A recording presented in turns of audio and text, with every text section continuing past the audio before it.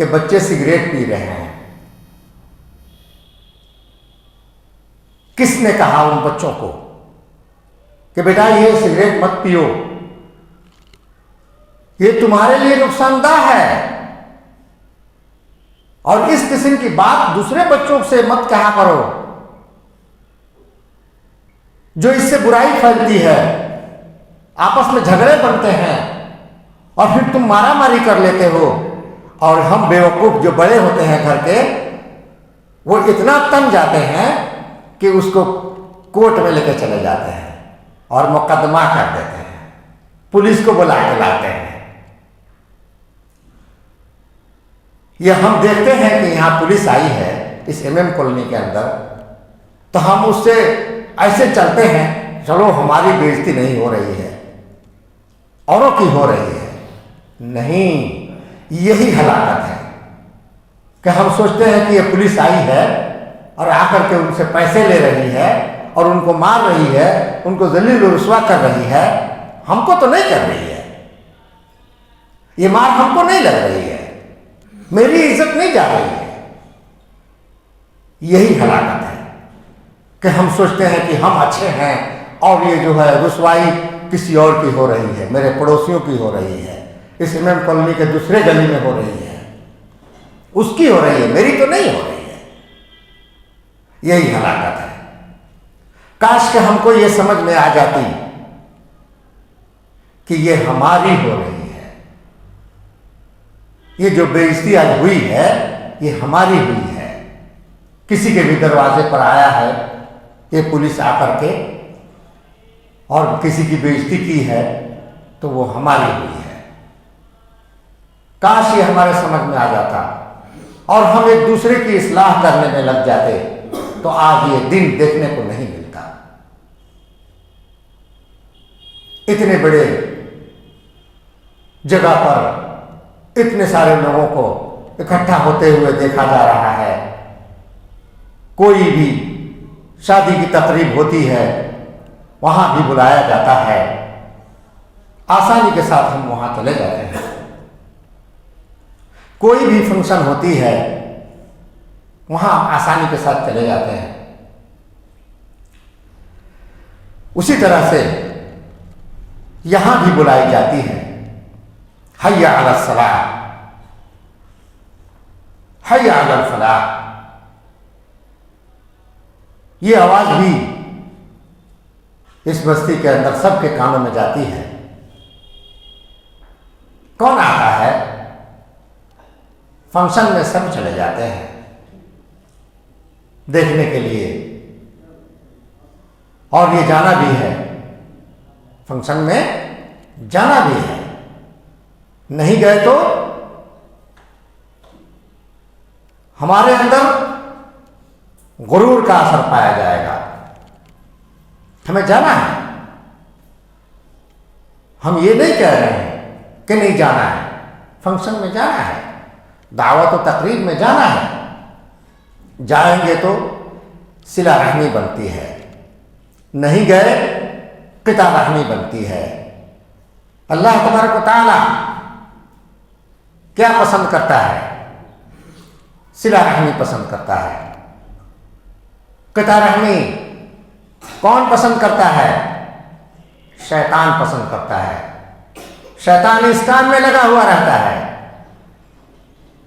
کہ ان کے اندر قطع رحمی ہو، ان کے اندر ان کے آپسی معاملات اتنے الجھ جائیں کہ یہ ایک دوسرے کے دشمن بنے رہیں. اللہ تبارک تعالیٰ کیا چاہتا ہے؟ اللہ تبارک تعالیٰ چاہتا ہے کہ صلہ رحمی ہو، یہ ایک دوسرے کی تکلیف کو دیکھیں تو اپنی تکلیف سمجھیں. دوسرے کے دروازے پر اگر کوئی بات بگڑی ہے تو وہ دوسرے کے دروازے کو نہیں سمجھنا ہے، اس کو سمجھنا ہے کہ ہمارے دروازے پر بگڑی ہے، یہ تکلیف ہماری ہے.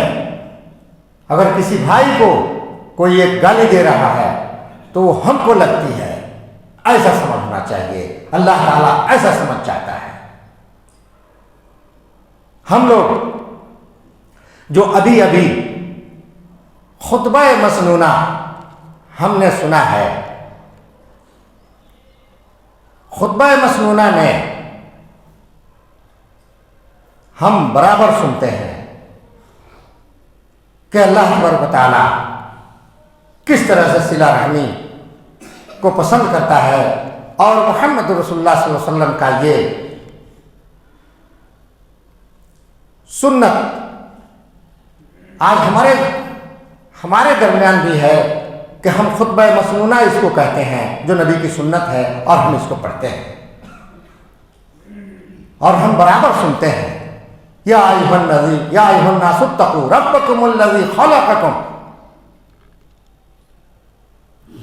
اے دنیا کے لوگوں،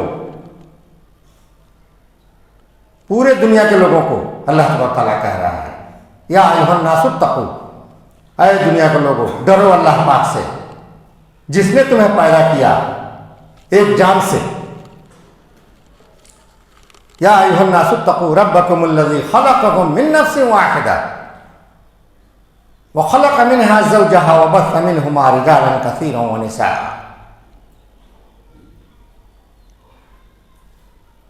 کہ ایک جان سے تم کو پیدا کیا اور اس سے پھر تمہارے جوڑے بنائے، اور اس طریقے سے پورا دنیا کے اندر لوگوں کی اتنی جو ہے تعداد ہو گئی کہ آج دنیا بھرا پڑا ہے۔ واتقوا اللہ الذی تساءلون بہ والارحام ان اللہ کان علیکم رقیبا، کہ تم صلہ رحمی کرو ایک دوسرے کے ساتھ، اللہ تبارک و تعالیٰ تمہاری نگہبان ہے، اللہ تبارک و تعالیٰ تمہیں دیکھ رہا ہے۔ کیا ہم یہ نہیں جانتے ہم اپنے بھائی کے ساتھ بغض رکھتے ہیں؟ اللہ تعالیٰ اس کو نہیں جانتا؟ اللہ تبارک و تعالیٰ ہمارے دلوں کے حال کو جانتا ہے۔ یہ ہرگز گمان نہ کریں کہ ہم بغض رکھے ہیں اپنے بھائیوں سے اور ہم اچھے بھی ہیں، ہرگز یہ نہیں ہو سکتا۔ اگر بغض رکھتے ہیں اپنے بھائیوں سے تو ہم اچھے نہیں ہو سکتے ہیں۔ بغض رکھنے والا، اپنے بھائیوں سے بغض رکھنے والا اچھا نہیں ہو سکتا۔ کیوں؟ اللہ تبارک و تعالیٰ نے یہ اصلاح کا حکم دیا ہے۔ یہ سورہ حجرات جو ہے اس کو پڑھا کریں آپس میں، ہم جب گھروں میں رہتے ہیں کچھ دیر موبائل نہ دیکھیں، اس کو پڑھیں۔ یہ سورہ حجرات جو ہمارے اصلاح کے لیے آیا ہے۔ اعوذ باللہ من الشیطان الرجیم، بسم اللہ الرحمن الرحیم، انما المؤمنون اخوة فاصلحوا بین اخویکم واتقوا اللہ لعلکم ترحمون۔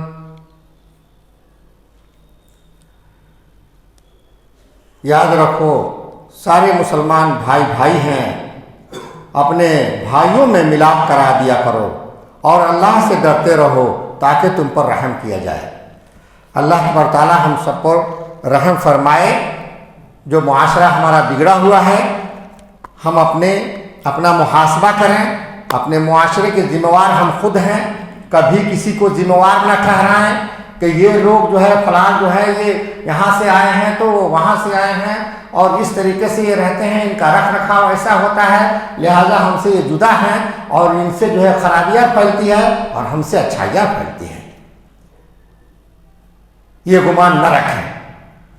اگر معاشرے میں برائی ہے تو اس کی دور کرنے کی ہر ممکن کوشش کریں۔